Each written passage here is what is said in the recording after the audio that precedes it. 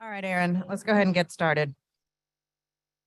Start with roll call now that we have a quorum of both committees. Sure. Councilmember Morrell present, Councilmember Moreno present, Councilmember Green present, Councilmember King present. We have a quorum. Council members, just a little note, the minutes for the December 6th meeting was actually a joint UCTTC and Public Works meeting, not climate. So just a little note there. Got it. So do I still need to adopt those? For safety, let's do the September 6th climate meeting and the December 13th climate meeting, and we'll hold the December 6th meeting for another day. Got it. So let's do a motion to approve the September 6th meeting and the December 13th meeting. I'll make a motion if I can get a second, please. Seconded by Councilmember Green. All in favor? 4 yeas, no nays. All right, that brings us to our first resolution. All right, that brings us to our first resolution. This is reliability standards and penalties. The committee will consider a resolution to implement reliability standards and penalties. It's UD 1704. All right, so we've been working on this for quite some time, and we all know that the people of New Orleans deserve reliable, affordable, and clean overall and energy in our city, and that we need to set in place strong reliability standards. So what we're doing here is it's really a culmination of work that started back, I want to say in 2018, when the council really began demanding better reliability and an end to clear day outages from Entergy New Orleans. As a result, we had a whole investigation, and we found that Entergy had failed to maintain the grid, and that imprudence led to a $1 million fine, which Entergy has objected to, and we are currently in litigation over that. Entergy New Orleans, though, since that time, has moved forward with additional steps to improve reliability. And that includes providing the city council with reliability statistics, the type of data that no other utility provides their regulator in Louisiana. We also now have a performance improvement plan from them, which Entergy did begin to implement. Their reliability, though, is definitely not perfect, but it has improved due to persistence from the city council. Entergy New Orleans has now increased its reliability performance to just above the national average. This is progress, but we are certainly far from done.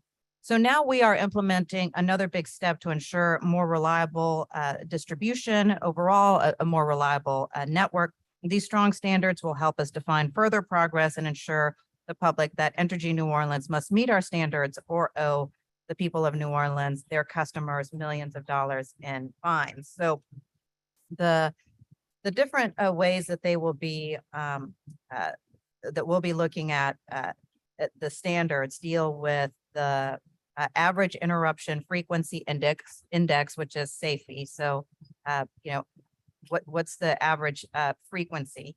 The system average interruption duration. So how long are these outages occurring? And that's also what's called SAIDI, the acronym.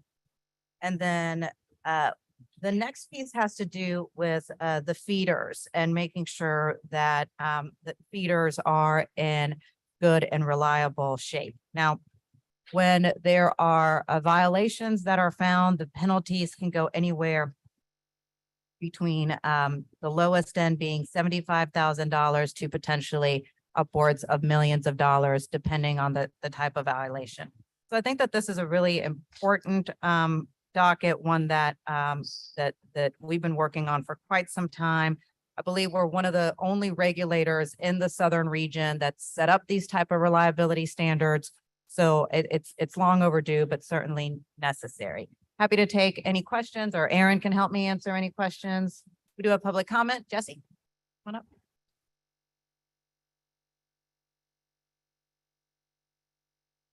Thank you very much, Jesse George. On behalf of the Alliance for Affordable Energy, we'd like to encourage the council to pass these reliability standards. We're certainly supportive of having them in place, but we'd like to note that this is merely a first step. We've already had multiple Fair-Day workday outages this year alone, one of which sent me home from my office on a workday just in the past month or so. And I believe when the advisors first presented these standards as proposed, they noted that Entergy would have been in compliance with these standards all but one of the past 5 or 10 years. And I think that if you ask most New Orleanians whether they think Entergy's been reliable more than 1 year out of the past or 5 or 10 years, they would probably disagree with that assessment. We do appreciate the fact that this standard allows a path forward to improving portions of the infrastructure that perform poorly. And we encourage the council to continue making these standards more stringent over time. Thank you. All right, thank you, Jesse. Any public comment online, Aaron? No public comment online. All right. So with that, I'll make a motion. Councilmember Marino. One more. Myron, just come on up.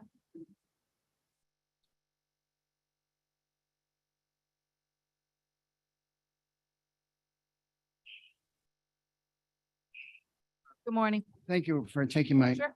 notice and short notice. I am an intervener in the resilience docket from over 8 months ago, and the big assertion I've been trying to make is that we need to build resilience into buildings.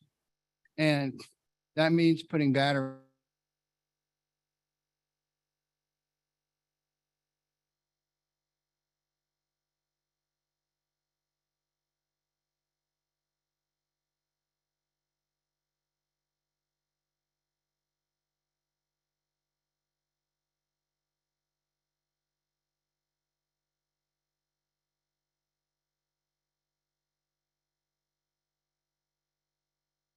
This.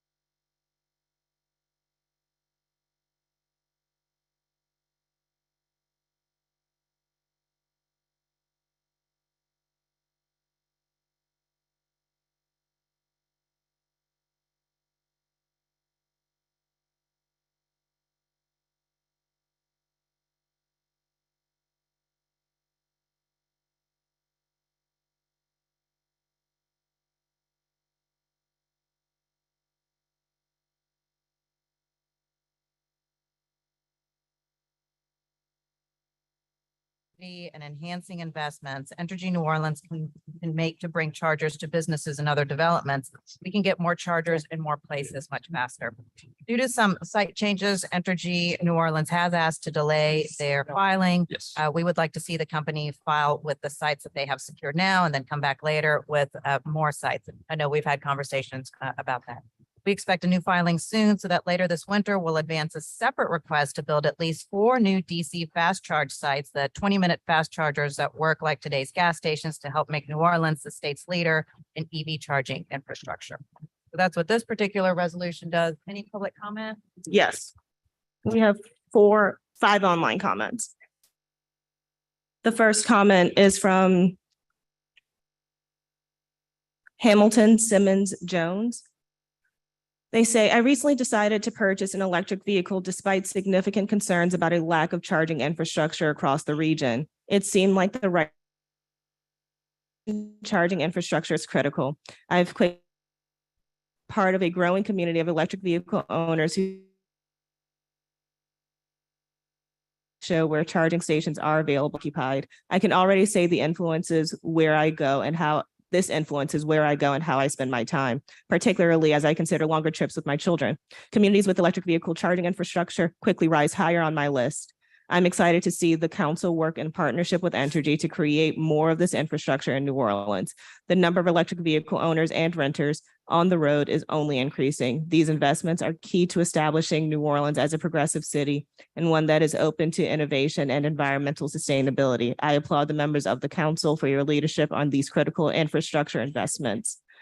Ron Foreman, representing the Audubon Institute. The Audubon Institute appreciates the partnership between the City Council and Entergy New Orleans in bringing electric vehicle charging stations to Audubon Zoo and throughout the city. We understand the importance of building greener and sustainable infrastructure that will promote the usage of electric vehicles in New Orleans and fully support the proposed ordinance.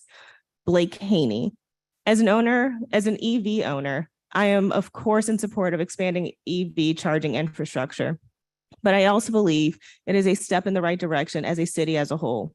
Any moves to modernize show that New Orleans will, while celebrated for its past, is embracing a future that is more conscious of the environmental impact of our past practices of dependence on fossil fuels. Deanna Rodriguez, representing Entergy New Orleans. On behalf of Entergy New Orleans, I want to thank the New Orleans City Council for their leadership in bringing accessible EV charging infrastructure one step closer to reality through expanding the previously approved EV charging infrastructure rider. More than 20 years ago, Entergy became the first investor-owned U.S. electric utility to voluntarily commit to stabilizing carbon emissions. And our marathon to become the model for how energy companies address and combat climate change continues. With the council's support, Entergy New Orleans will help bring a new source of clean, reliable, and affordable energy to New Orleans by expanding access to electric vehicle charging stations. This is an important step forward that not only helps address the challenges of climate change, but helps to expand our offerings to provide a more accessible and equitable future for EVs in New Orleans. Thank you, council members, for helping to lead the way among city agencies, and we look forward to moving this project forward. Deanna Rodriguez, President and CEO, Entergy New Orleans. Alva Wickbolt.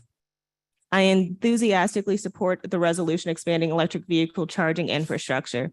Expansion of this infrastructure will enable New Orleans to become a leading destination for electric vehicle owners, further supporting tourism and access to the city. It will also provide support to local residents who are EV owners by helping to develop infrastructure in an efficient and timely manner. Those are the comments. Councilmember Green. Well, this is a good news day, so my comments are just good news. I had the opportunity to attend the briefing or the press conference 2 days ago where the Audubon Institute and Entergy and the mayor and members of the council celebrated the installation of those EV charging stations at the zoo. I'm also pleased that in my district, District D in Pontchartrain Park, there's an EV charging station, and it's nice to see a vehicle pull up and get charged and then go to their home in Pontchartrain Park or wherever it may be. So this is just an emphasis on the fact that when we did this dedication, if you will, on Tuesday or Monday, there were birds chirping and there were blue skies. And the reason that we do the work that we do is because we want to keep that going for the next 100+ years.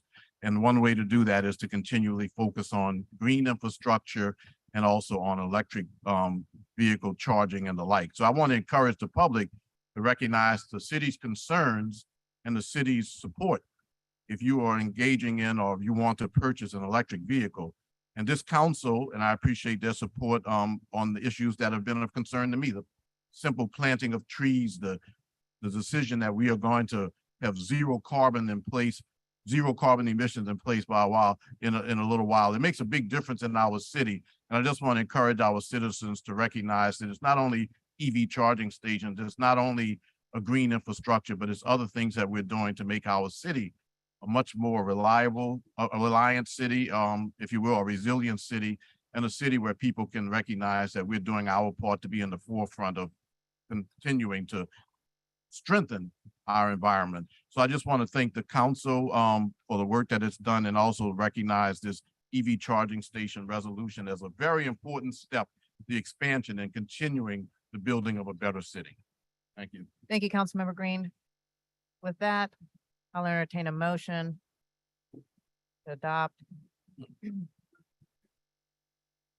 For this one, Myron, I don't have one for this one. I have one for the, oh, wait, I'm sorry, my bad. Come on up, Myron. Yep. Come on up. As I said in the previous discussion, batteries cost a couple of $1,000 to $10,000. However, they come for free inside electric vehicles. And there are vehicle to grid charging infrastructures entering the marketplace right now. So if you put a vehicle to grid charger in your home, when you drive up to your home, you've driven a battery up to your home that can run your house. And this is not news. It's been common in Japan with Nissan for over 10 years, and Chevrolet and Ford are producing vehicles that you can plug your home into. Right now, you can buy them off the road, off the top. A Tesla comes with 70 to 100 kilowatt hours, and your home only uses around 1,000 kilowatt hours a month. So it's a very substantial amount of electricity that pops up. The other thing that I think is very important, and I appreciate if the chair would please listen to me because it's very interesting, is that if you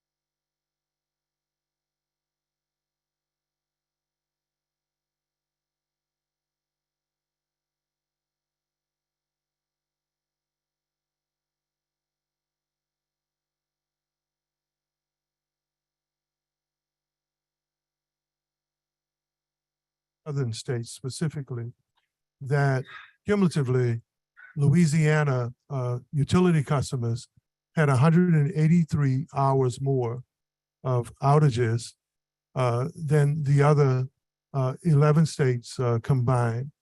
And the margin in terms of outages, now you're in the same basic region, the same area, in some areas, the same topography, but it wasn't even close in terms of reliability. So when you talk about the grid and grid reliability, we can have all of the 21st trending stuff we want, but if you cannot distribute energy reliably, it doesn't really matter what you're doing in terms of cost savings or efficiency or sustainability or how people get access to the new technology. So for me, what are those outages, and maybe someone could help us, what did those 183 hours represent in terms of costs to the customer? And what is, when you talk about hardening and reliability amongst the grid, especially, and this is from 2013, so it's not new, right? So what do we need to do to make sure that reliability and distribution of energy is reliable?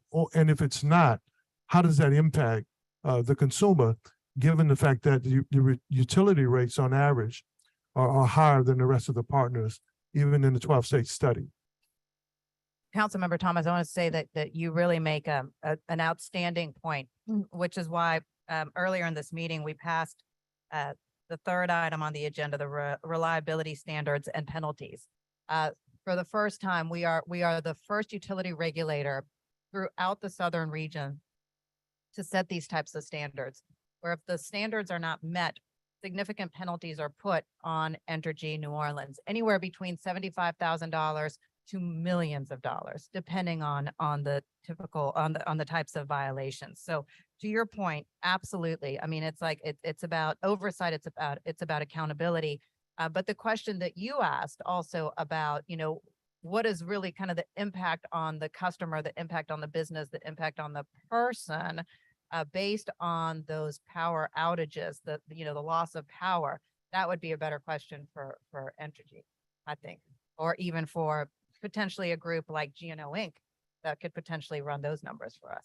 Yeah, thank you.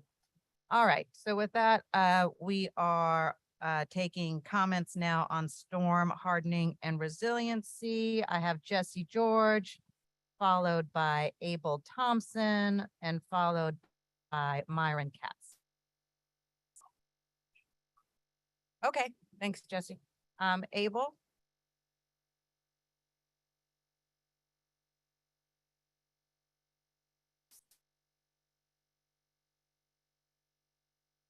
All right, good morning, council. Good morning. So I want y'all to think about back over the last 10 years.